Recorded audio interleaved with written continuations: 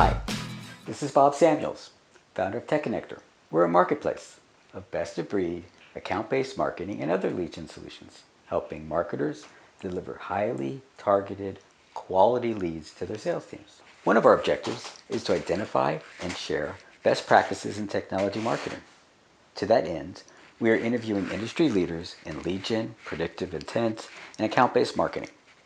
One of those leaders is AJ Wilcox. AJ ran all of Domo's lead gen before founding BetaLink. He's recognized as one of the world's leading LinkedIn ads experts. So AJ, what advice would you give a company like TechConnectr if we wanted to optimize our marketing using LinkedIn ads? Cool, yeah. Well, let's talk about just like TechConnectr using LinkedIn ads right now. Because we've run hundreds of accounts, we've spent $110 million on the platform. We now have a pretty good feel for what works and what doesn't. So can you share with me how you monetize? Like when you land a client, or I guess you're a marketplace, so both sides of the marketplace, when a deal lands, what's it worth to you? It's worth hundreds, thousands, tens of thousands, hundreds of thousands of dollars. Yeah. I so it's a good question because they all start as a pilot, and a small pilot generally it's maybe it's worth maybe let's say $1,000 to us, but it could grow to be worth 10,000 or more. Okay. A lot of it depends. It's not an easy answer, but it's a truthful answer. No, that's helpful. Yeah, and if we can, once we get into the right company, then we can grow it, and it's a process. Yeah, totally. Okay, and so the reason I ask about lifetime value of a client is because LinkedIn ads have some great things like the targeting, but on the downside, they just start out expensive. You're going to pay on average $6 to $9 a click. And so what we've found out is if your average lifetime value isn't above usually around 15K, then sometimes it's questionable whether or not you're going to see a return from LinkedIn ads. Not that you wouldn't get a return, but like most of our clients are going to require at least a 2 to 4x ROI. And if you're paying $6 to $9 a click, that can be hard to achieve. So yeah, that 15K mark is kind of where I say, if you're under that, then I would probably play in Facebook world until you perfected it. That's ironic because you were saying Facebook's expensive. Well, yeah, Facebook used to be so cheap that everyone had success. Didn't matter who your audience was. It was so inexpensive that no matter who you were targeting and what you were targeting with, you'd see success. LinkedIn has always been expensive. So it's one of those things like if you step up to the line and have really good content, then you'll probably do well. If you just kind of take a half effort at it or aren't ready, it'll just be an expensive mistake. Yeah. Okay, so Abhinav, do you want to jump in and talk about this or question? Absolutely. So thank you very much, AJ, for sharing the insight, because the other day, I was going through a couple of videos pertaining to LinkedIn advertisements and how to set up a campaign and everything. All right. So yes, I saw the basic amount that we'll have to pay $6 to $7 per click. So that is there. Obviously, impressions are cheap, but that impressions don't make sense much because I'm not really sure about the kind of traction that we'll get through the general awareness. So what makes sense to me is clicks, because clicks is more narrowed down approach, and the kind of platform that LinkedIn has, it gives you so many options to narrow down and select the right audience for what exactly we are providing. And given your experience with Domo, so and what you have done is just fantastic. So I want to understand from you to start off with. All right, the first thing is when you integrate LinkedIn with your website. All right, so what exactly do you use? Do you directly just integrate the code that they provide in your website, or you use Google Tag Manager along with it? Oh yeah, I love Google Tag Manager, and I request it for most of our clients just because it's easy to put on and it's hard to screw up. But we do have clients who manually go and place that insight tag on every page of the website. Oh. So in the end, it doesn't really matter how you get it there, just so long as it is there. Okay, but the preferable option to go with is Google Tag Manager, right? Correct, yes. Awesome, perfect. Because that is what we were exploring. We have recently put up many tags on our website and trying to gauge the interaction and leads on few of the landing pages. So I think even that is what we prefer. I mean, the way ahead when it comes to integrating LinkedIn code. So thank you for that. The second thing that I observed is, that there are three options that we have on LinkedIn platform when it comes to showing ads to the prospects. One is like in mail. Second one is on the right hand side, maybe a display or something, and third is text. Correct? Yes. So they actually have a fourth now. There's another one called dynamic ads that we just got access to literally 3 weeks ago. My recommendation to you would be to start out with sponsored content, the one that appears in the feed. That's what I recommend to about 90% of people to start out with. Sponsored in-mail, it sounds pretty sexy because the pricing feels low. They say, you're not paying per click, you're paying per send, and it's like 35 cents to 65 cents per send. But if you do the math and realize that only half are going to open and then only 4% of those are going to click, the cost per click ends up being really high, like in the $12 to $22 range, unless you have a really sexy offer, something that it feels personal, it feels like an invitation rather than just here's our white paper or take a demo. So if you don't have like a really solid offer like that, I would stick to sponsored content. Text ads can do well. They're the least expensive, but they're also really, really low on engagement. So if you have a decent budget to spend, you might not be able to spend all of it with text ads, but most likely you could spend it with sponsored content. Abhinav does not have a big budget. Oh, nice. Start out with text ads then. If you have a pretty limited budget, text ads are cheap. Thank you, Bob, for that. but you said it's not what you recommend typically. Well, I recommend what's going to be the best mixture between price and performance and our time.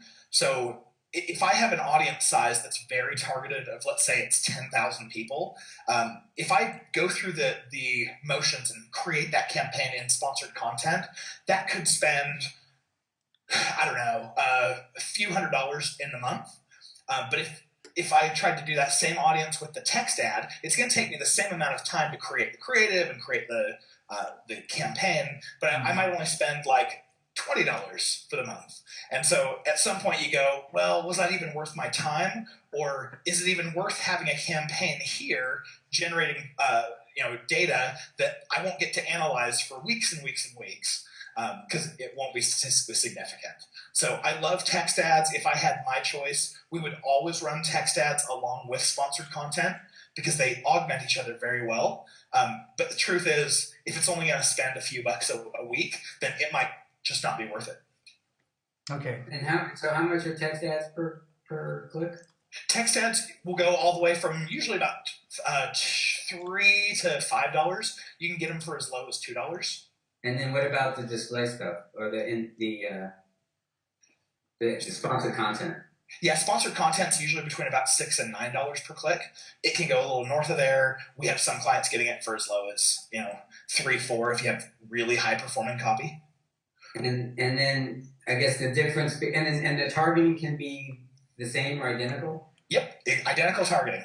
And so the difference is the click to conversion would be more on the sponsored content. That would be the theory.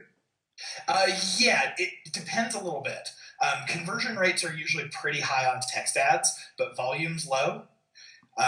Sponsored content, probably 80+% of your traffic is going to come from mobile devices. So if you have a really good converting landing page for mobile, then you'll probably have a really high conversion rate.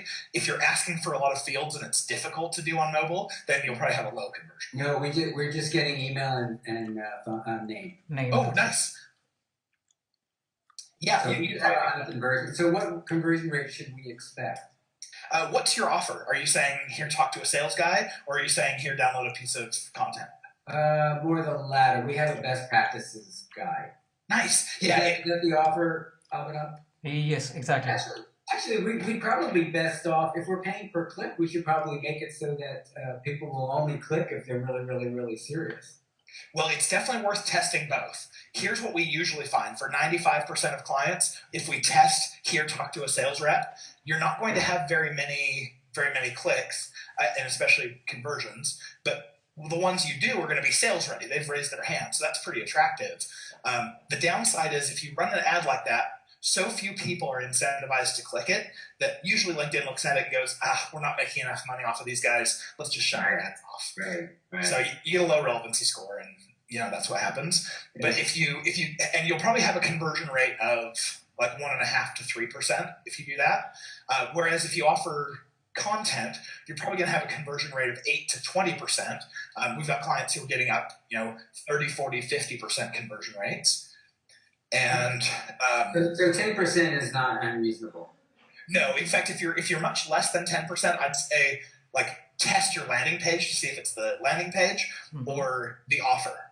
Because if the offer isn't attractive enough to get someone to get in their email address, then you got to do a new offer. If the landing page is in the way, then Okay. So now that I look at 10%, if it's $3 to $5 per click, that means it's $30 to $50 per lead. Yes, exactly. And then the other one is 60 to 90 per lead. Usually what we see is because of the low conversion rate of 1.5 to 3%, we'll usually see those bottom of funnel leads costing 1 to 200. We've seen some up to 300 and 400 or even higher. That's not a function of whether it's sponsored content or text ad. It's more of a call to action.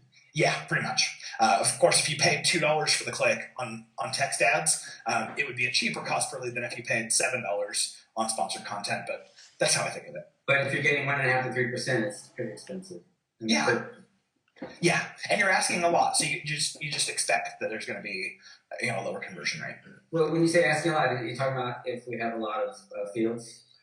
No, more of the perceived friction of, okay, this product may look interesting, but I'm going to have to hop on the phone with a sales rep, and I don't know if he's going to push me really hard, or if I'm going to end up on some newsletter. So it's that perceived friction usually that lowers the conversion rate. Yeah. Okay. So I don't mean to steal the time.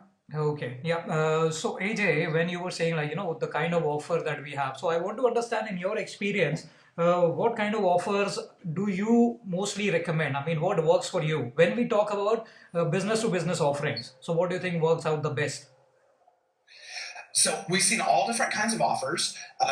Generally, the best thing, the thing that's going to convert the best, is going to be the offer that feels the most digestible, the most bite-sized. So, for instance, if you have an ebook, if you call it a guide instead, it's probably going to perform better than if you call it an ebook.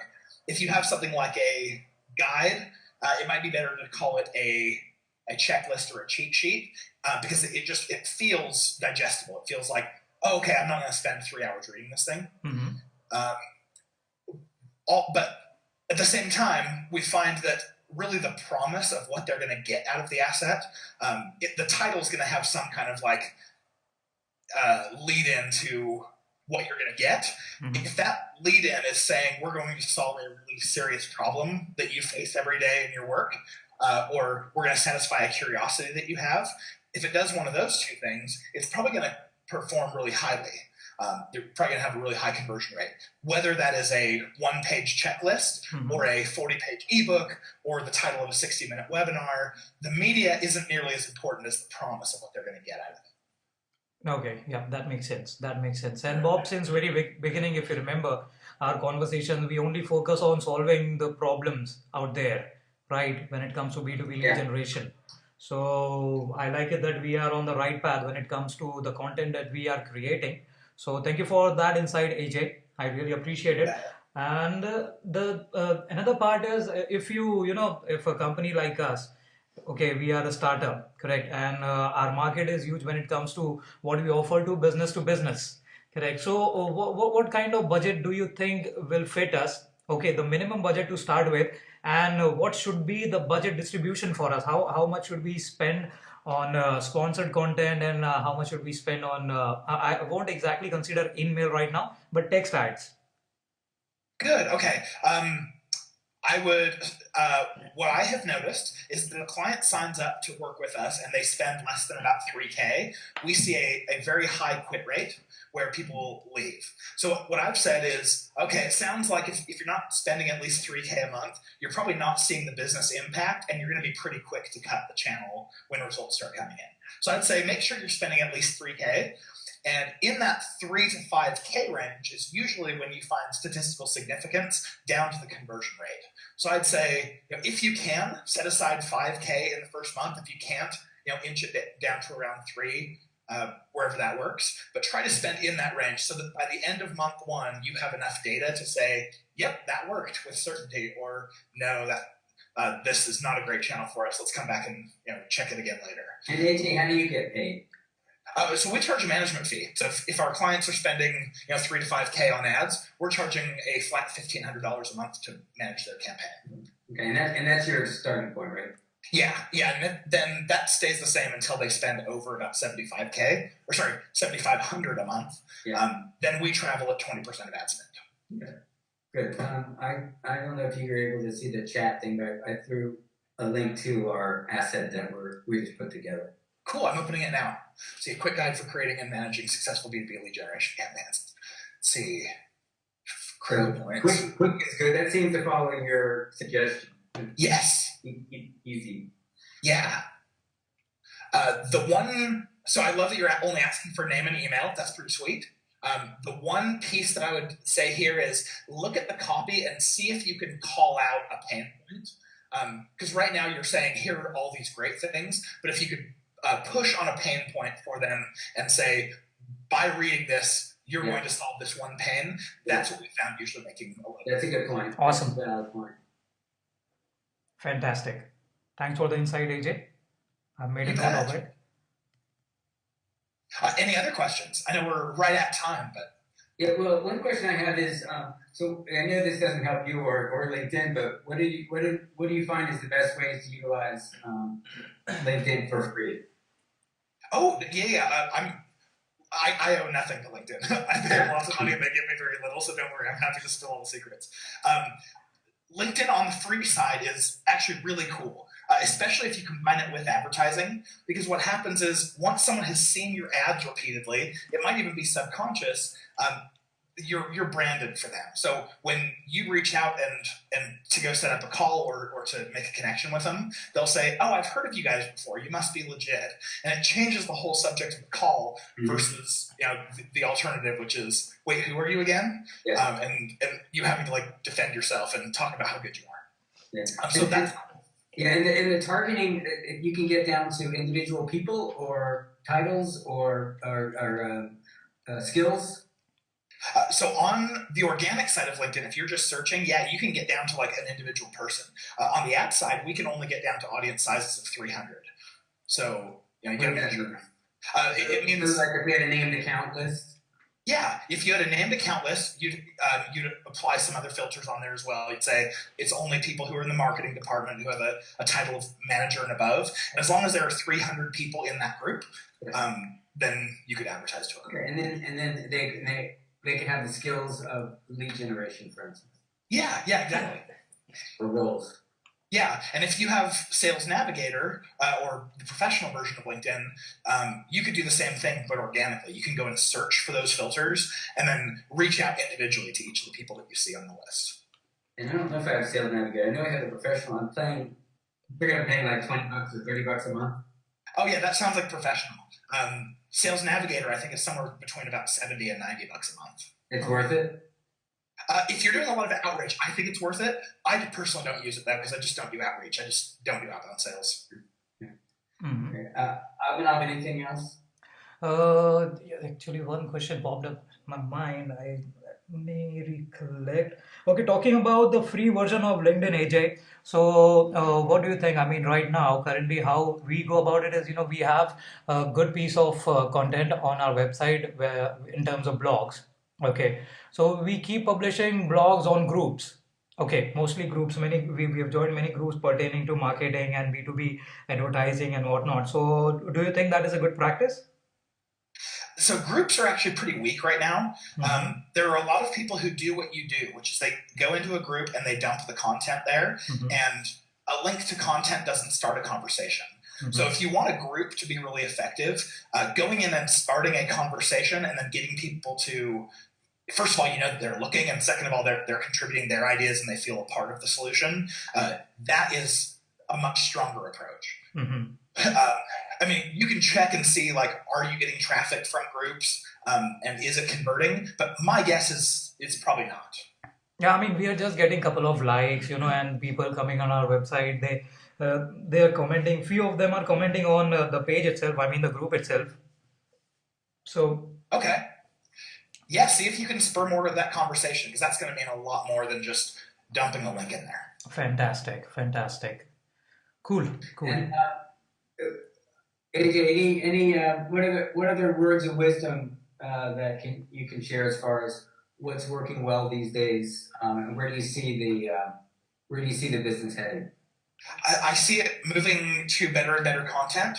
I think the majority of B2B advertisers get it now that you can't just go right through for the throat. You have to have a softer approach, and so they're coming up with content. So if your content is astronomically greater than someone else's, then I think you win no matter what in your space. So the focus, I think, needs to be on content to win on LinkedIn. Okay. But that's good. And as you said, I think that the measure of good content is solving a pain point, or at least addressing a perceived pain point. Yes, absolutely. That's the clear measure of success. Yeah, that's right. Beautiful. All right. So what we're gonna, and by the way, so we recorded some of this. There's some snippets in there that I think are worth sharing to our group, and what we'll do is we'll cull out some things and share with you first. Awesome. And then we'll play with. I wasn't kidding so much about Avanav's budget, so. We'll see what we can do, but I think we're going to mostly, we'll stick with our free stuff for now, and then we'll also look at recommending you for some of our clients. So let's stay in touch. Sounds good. You will not offend me if I never hear from you ever again. I want to be helpful, but I'm never going to chase anyone down or try to give you a sales pitch. So just reach out anytime. Feel free to poke in every once in a while, but it's always nice to reconnect. It always is, yeah. Awesome. I like it. Awesome. Yeah. Thank you very much, AJ, for the insights. Thank you very much. Okay, thank you both. I appreciate it. Thank you, Okay, Bob. bye-bye. Thank you, AJ. Take care. Bye-bye. Bye.